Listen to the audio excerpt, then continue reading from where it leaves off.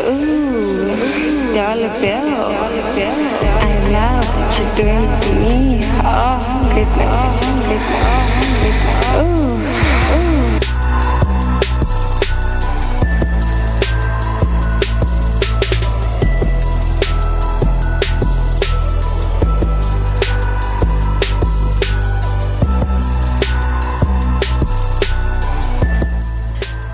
Yes, ladies and gentlemen, we are back yet again. Thank you so very much. This is the number one podcast in the entire planet, ladies and gentlemen. Let me introduce to you the second episode of Open Up and Tell It All. And let me tell you something, I'm not alone, ladies and gentlemen. I got a guest, and not just an average guest, ladies and gentlemen. I got Eden and the Wise. Majestic, look. Come on, Eden. Hello, how you doing? Dollar Bill himself. Yes, sir. How are you? I am doing great. Enjoying the warm weather here in San Antonio, Texas. San Antonio, Texas, in the States, ladies and gentlemen. That's where Eden the Wise is currently based and currently speaking to us right now. So, yeah, we've got Eden and the Wise on Open Up and Tell It All. Eden, I got one question for you, bro. Mm-hmm. Are you ready to open up and tell it all? I am ready to open up and tell it. Yes, sir. Yes, sir. Anyways, man, let's just get into it, man. Yeah, this is how I always start the podcast. I just allow you to introduce yourself, how you'd like to be identified right now. So, ladies and gentlemen, let's hear it from Eden. Tell us who he is. Let Eden the Wise tell us. Eden the Wise, introduce yourself, sir. Well, I go by the name of Eden the Wise. Yes, sir. The nickname is formerly known as just Eden. I have actually added the Wise from other people who have expounded on my wisdom and Right. has given me the Wise to add on to that. Yes. Yes, sir. So you say Eden is the nickname. It is the nickname. All right. It is the name given to me from a former teacher of mine. Oh, all right. I guess it's the former teacher who also added some wisdom to you. Yes. All right, that's good, man. That's good. So, anyways, before we continue, Eden the Wise, do you want to share with us the ID of Eden before Eden the Wise, like at home? So, what's the original name? I sure can. Well, back in 99, Right. I will say 98 going into 99, I met a man who only went by the name of Eden. He would never really tell me his name. At some point, took me under his wing.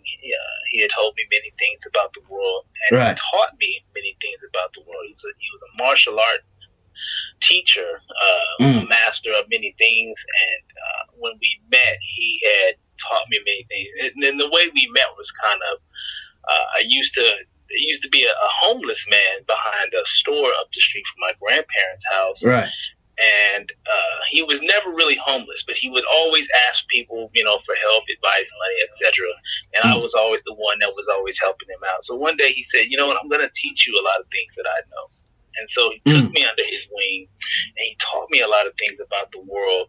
And as he was teaching me these things, he would always tell me I was his number one student. I was the only person that really got it, like every full lesson he was teaching me. So he gave me his name as a way of saying, you're definitely a gifted person. You're definitely a man of wisdom. And so I took on the name. Now, back in the day, I didn't really like that. I wanted my own special name. But over the years, I kind of just dealt with it and then kept the name Eden as a nickname. So basically, what he handed you is not only the wisdom, also the name. And if I understand you correctly, it's more like a torch. It's more like, this is how far I ran. Yes, and the torch. yeah. So you're going to take everything I know multiply it with what you know and what you're still about to know, and you're gonna run your race. And if the pattern goes on, maybe you going to then mentor somebody, and they'll carry on the wisdom. Yes, his thing was I was the last person he was ever going to teach anything because of how he felt about the world, Right. which we'll expound on everything he taught me here in a little bit. But he said, I want you now to learn your own knowledge, take it with my knowledge, and then teach others what has been taught here. So Yeah. we educate the whole entire world. Yeah, man. So, anyways, man, without further ado, man, let's just get into some of the knowledge that, man, because I'm a seeker of knowledge. I'm a seeker of knowledge and wisdom. I love knowledge and wisdom with all my heart. So, speaking to you right now gives me goosebumps, bro, because I know you got so much to share. And so this is why we have you today, so that you can open up and tell it all, open up and share it. Okay. Yeah. So yeah, man. What do you think on the current state of the world, man? Because I know your perspectives are on the world views. Yeah, go ahead. Well, that's actually a very deep question, answer, and the way the world works. You know, the current state of the world. Nothing surprises me on where the world is today based on the blueprints that were laid out in the beginning structures of the world. Yeah.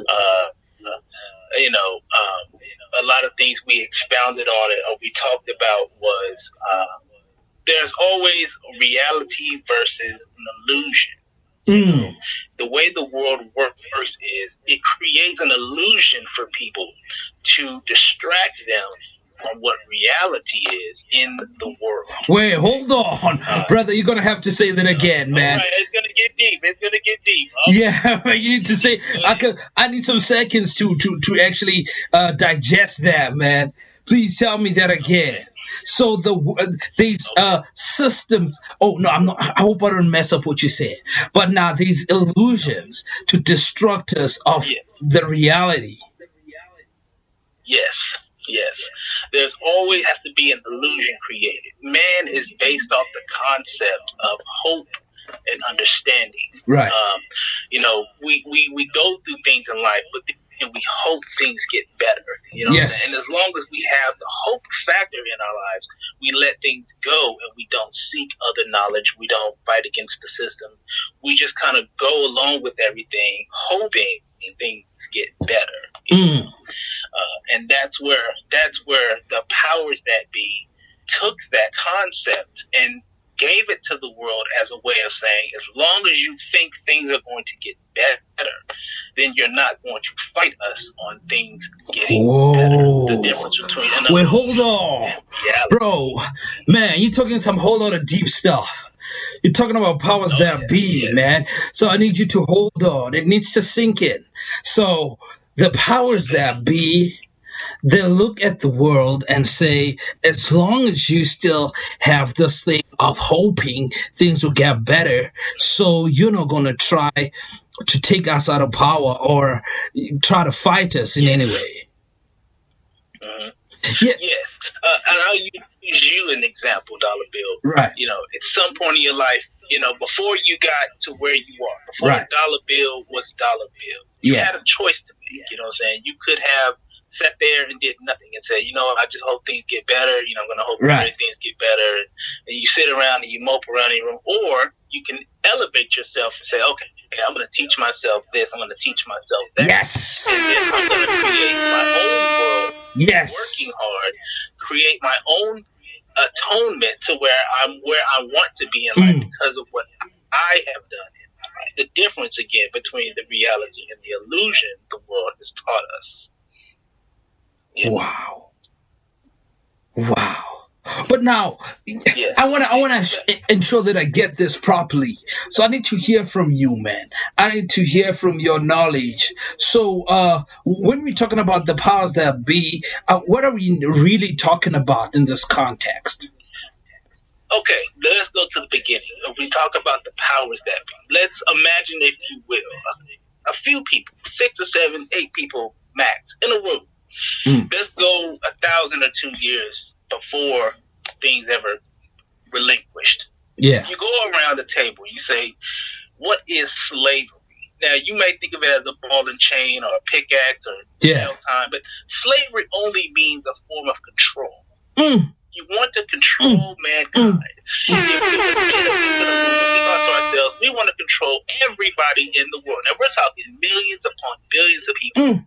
How do we control these people to where they have to do what we say, just the 8 of us? But there'll be more because we're not going to live forever.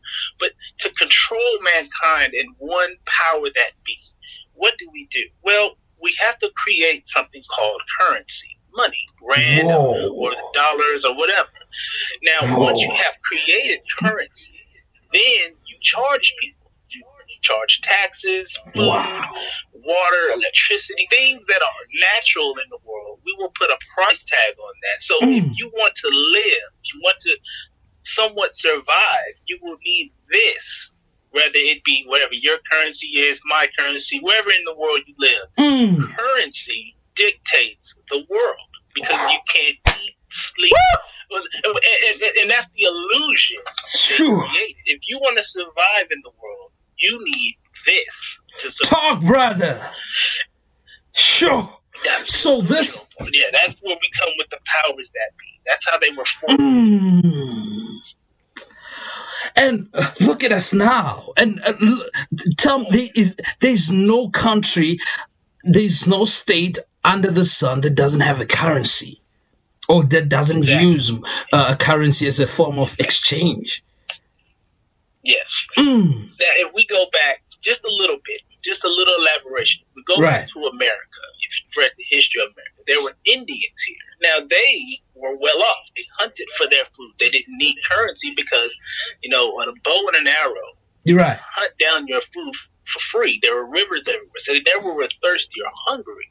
Well, when the Pilgrims came to America, that's when they introduced the powers that be. They took out the Indians, they took over their land, and then introduced currency in what's now America. So the illusion they created was, even though these things were free, we're going to take those out of the equation and now put currency into the mix. So now, if you want steaks and ribs, you go to your local Walmart or grocery store and you can get money. Now, with money, we had to introduce slavery. You know what I'm saying? You have to work to get this money. Now, we and you know that slavery has been around since the beginning of time. Right. When they figured out what was going on and they uprised, well, then the powers that be also realized, okay, we can't just outright put them as slaves. So what we'll do is we'll introduce jobs. So they're still working for us. We'll take a little bit of what they're making, and then we'll introduce money as a way of survivability.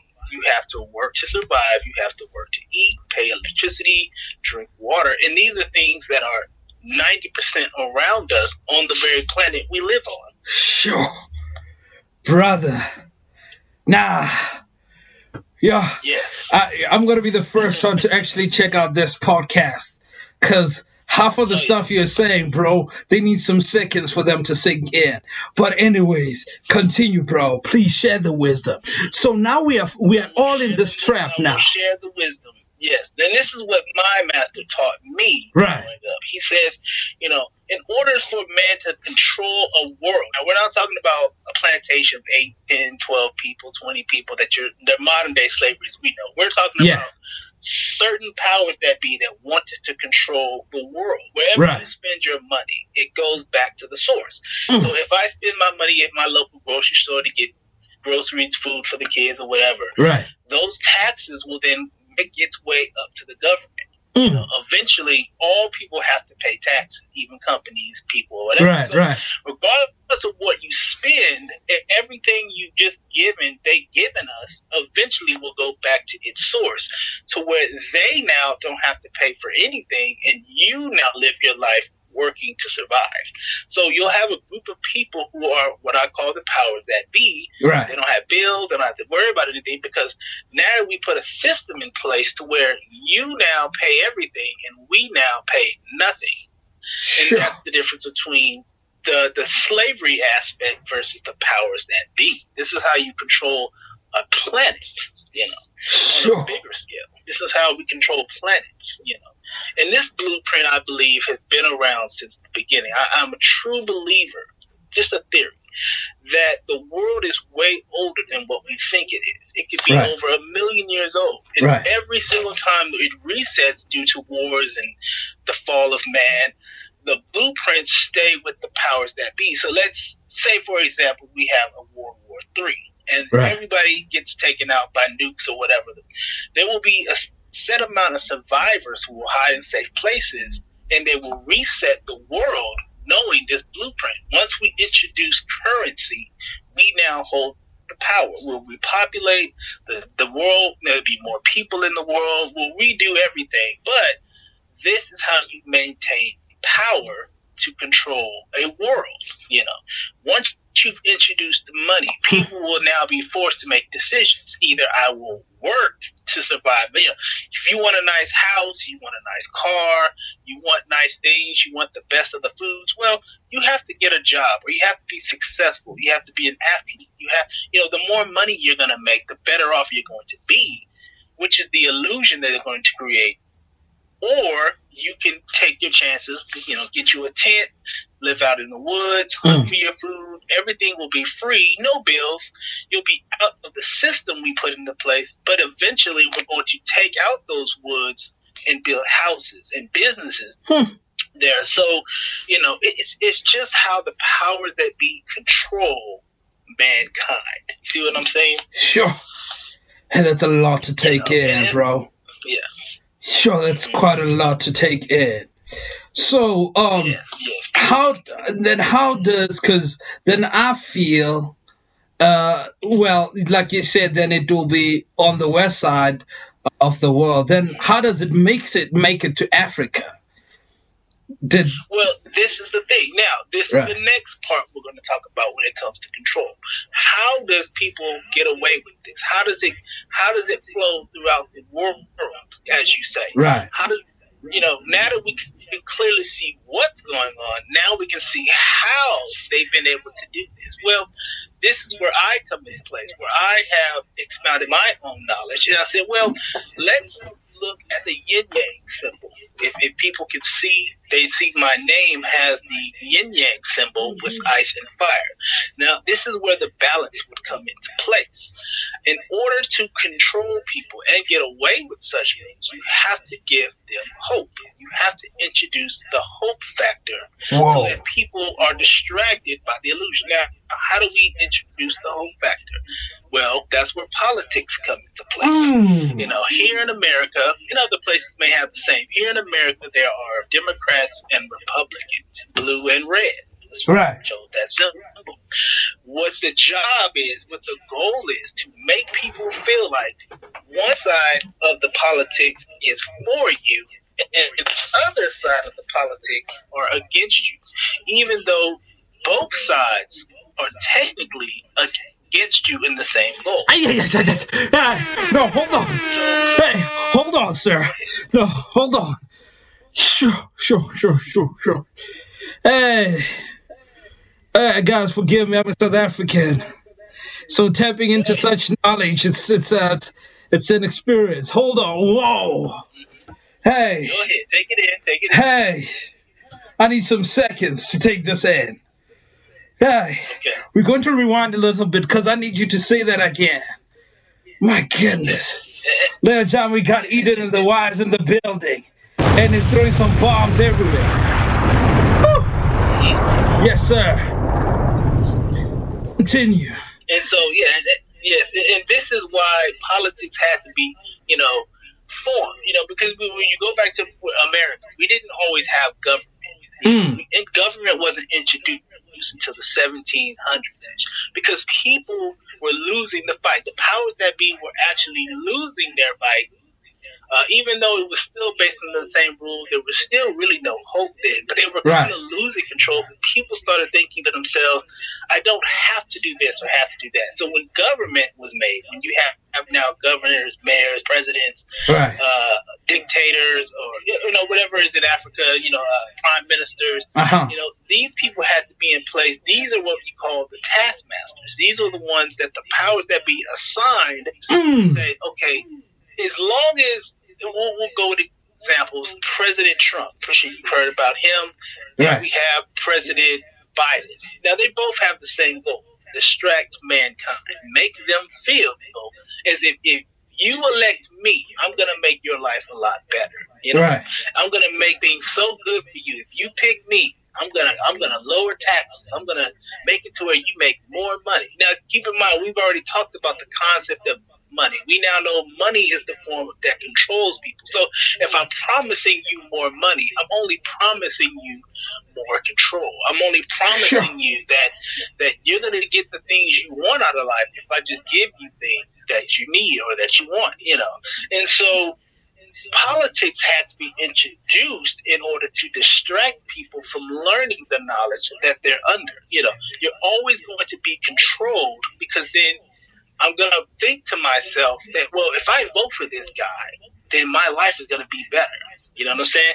If I vote for this guy, and it doesn't matter who you vote for, life has never changed. People struggle. There's poverty. People are starving. And if people pay attention to what's going on in the world, nothing has changed in thousands of years, regardless of who you have voted for, regardless of any of these things.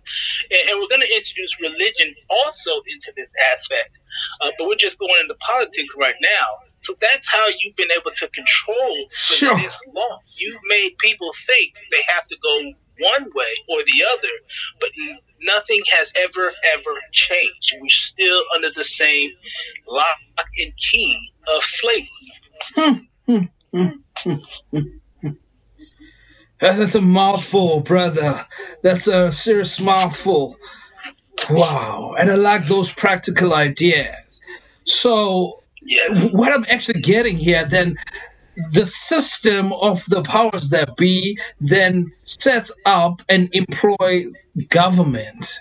So, like, these titles, presidents, mayors, prime ministers, governors, they're all there to be some sort of gatekeepers, or the one. They are the gatekeepers. Now, yes, and when I say gatekeepers, they themselves don't even really know the system. The powers that be that we're talking about, they themselves are unaware of the powers that be. They're just playing their roles. You know what I'm saying? Their goal is to lie to people. Now, in their minds, we're just lying to people so we can get, into the office. We get perks, we get money, we get heard.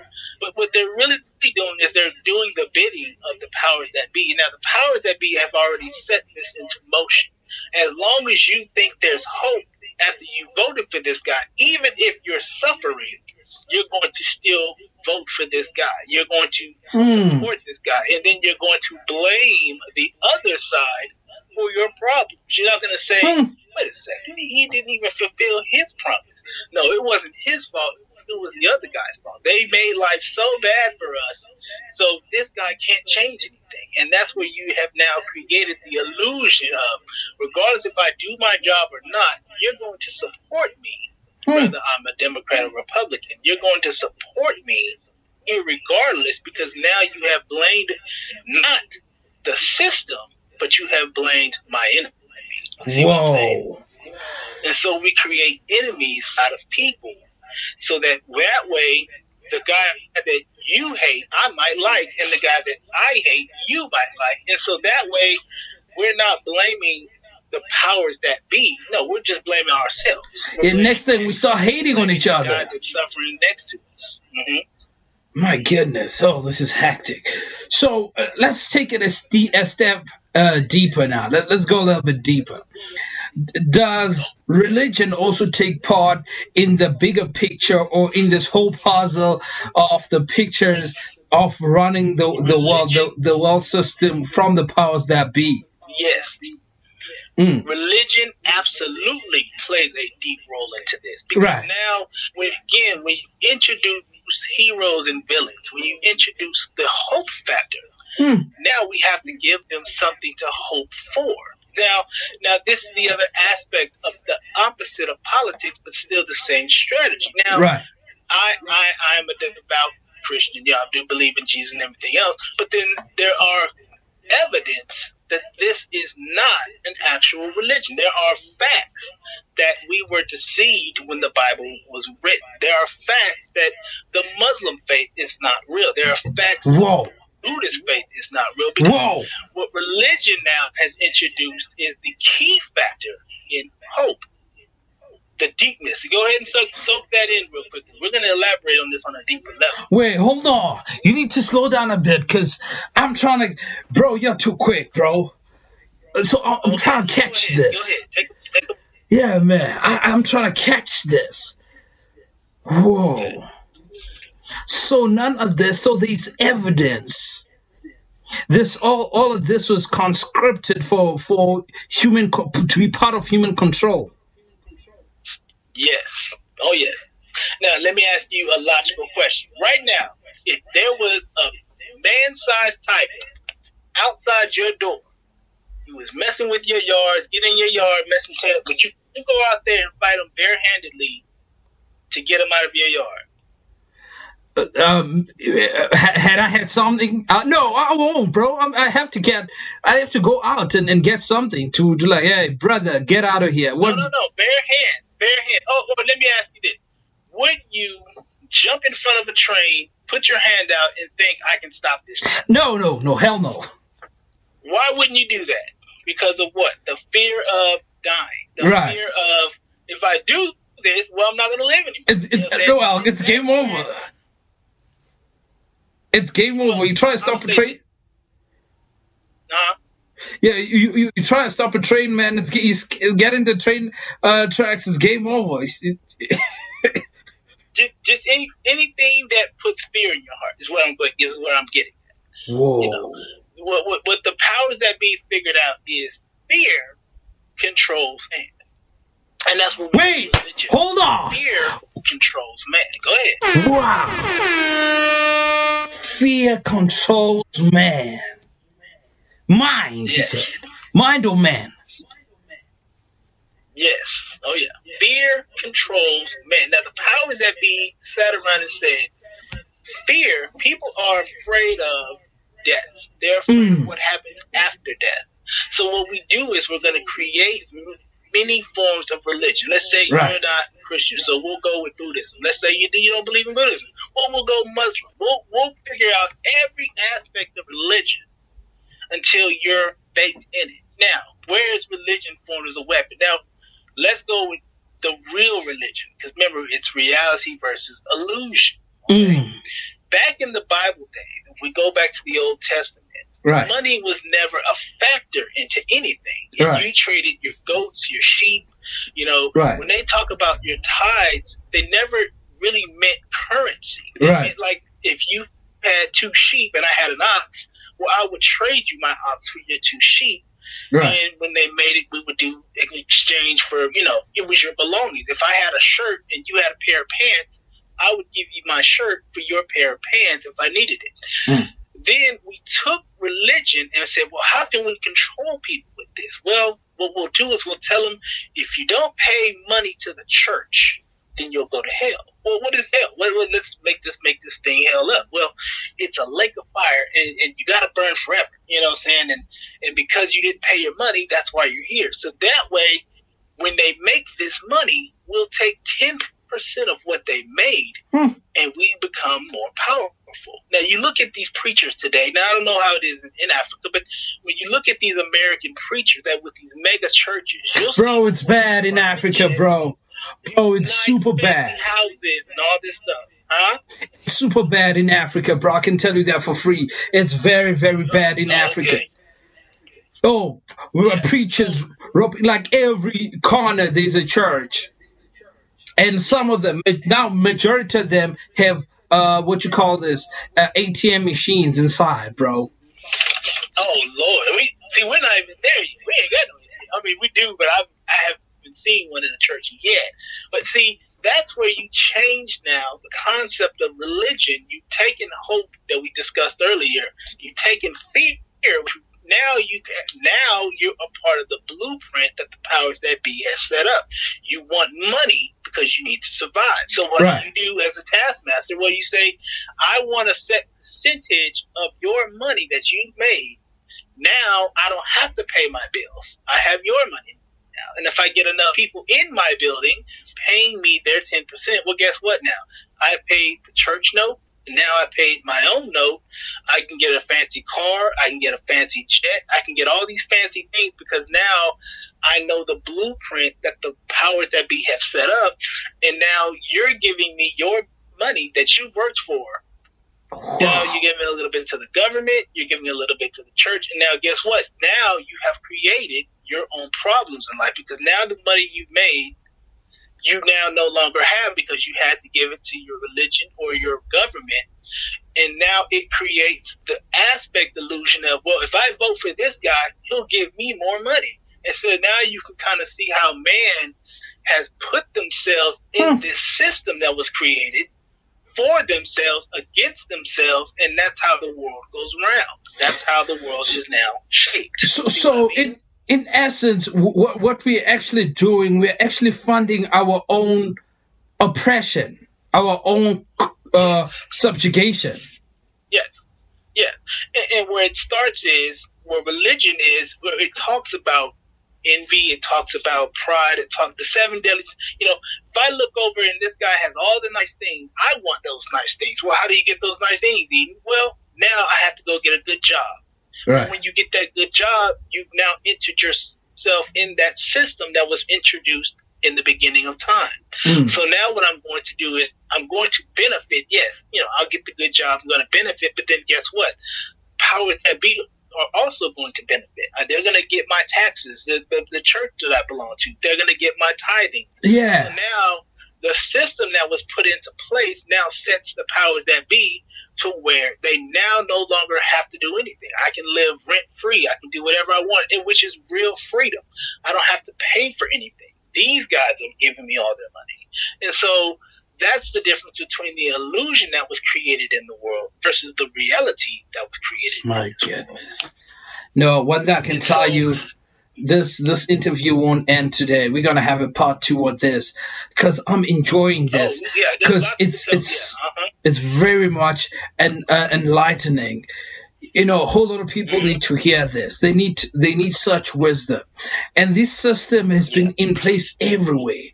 Now the whole world is in that, and that's the truth, bro. Everything that we do out of pressure is because we have a sense of fear. You know what I'm saying? We all have this fear of, what will happen if I die? Or what will happen if, about my kids, if I don't work hard now? You do understand what I'm saying? Everything we do it from a point of fear. Now we have to elect the better president. So, It's all about fear because, again, nobody knows what happens. You know, you hear about it on YouTube. You can go on there and somebody says, well, I died and I came back and this and that happened. Well, you didn't truly die because you came back. You know what I'm saying? like that. And people don't see it that way. You know, they say, oh, well, this is what happened. But, you know, it would make no sense because if death has the same rules, if you go on YouTube, you know what I'm saying, you will get different aspects of death. People will say, well, it happened this way. Somebody else will say, well, it happened this way. Well, I figured death has to be the same. You know, we're all humans. We're all on the same. Whoa, bro. Whoa, bro. Whoa. And people don't think about that. You know what I'm saying? What is death when you came back to talk about that? Sure. Whoa. And so people don't look between the lines. They just say, oh, well, now I kind of know. But see, people take that, and now we can control you because now we can say, well, if you want this light that they talk about at the end of the tunnel, give us this and give us that, and then I'll tell you something about the Bible, and then, you know, you're saved and you're fine. You have nothing to worry about. And then the other guy will say, well, if you come to my religion, then, you know, this is the real, you know. And that's how you get the hero villain. And bro, let me tell you something, bro. The honest truth is that when you listen to them, all of them, I don't care, bro. You go to a Muslim guy who really give him a chance to speak.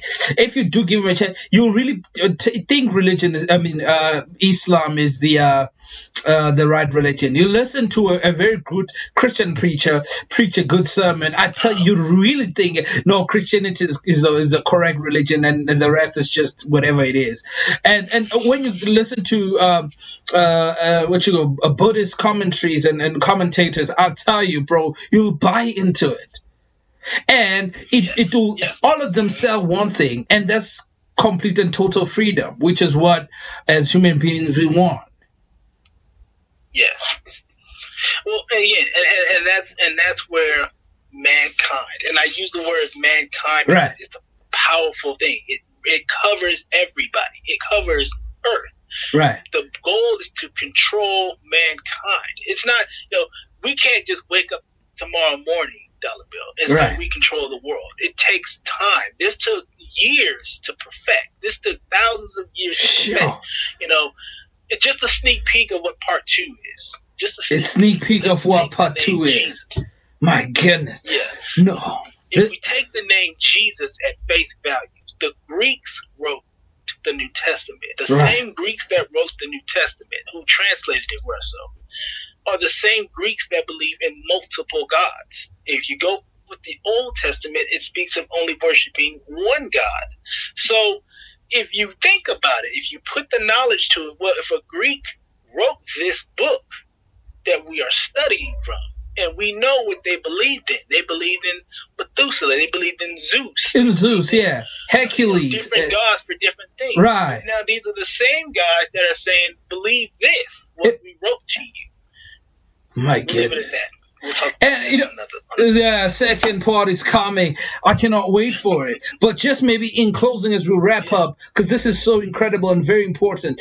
I just found out, is it 2 years ago when I got to learn that my whole life, man, I've been praying Jesus and all that. And guess what? I still do, bro.